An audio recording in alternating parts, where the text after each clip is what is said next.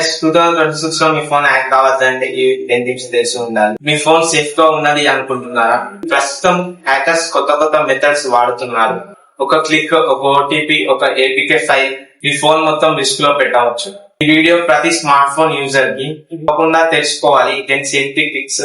Number 1 scam, OTP scam.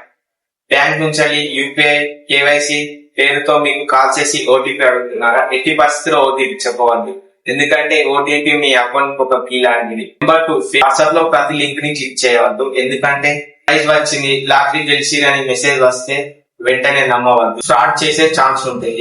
3, APK files. Play store బయట APK files install చేయవద్దు, dangerous. Software వచ్చే chance ఉంటుంది. Fake wifi.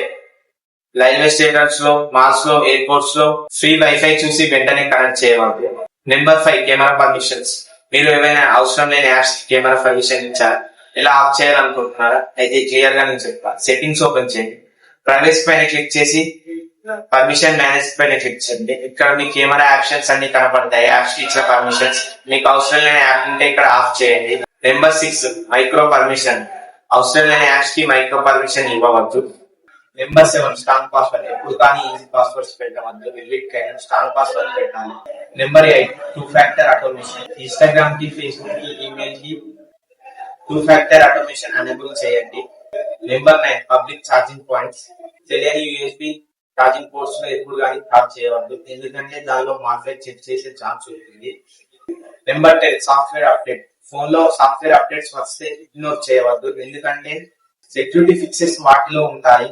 ఈ 10 tips follow చేసి మీ ఫోన్ ని చాలా ఇంప్రూవ్ చేయండి. ఈ వీడియోని మీ ఫ్రెండ్స్ కి, మీ ఫ్యామిలీకి షేర్ చేయండి. ఈ వీడియో మీకు యూస్ఫుల్ అనిపిస్తే లైక్ చేయండి, అలాగే సబ్స్క్రైబ్ చేయండి.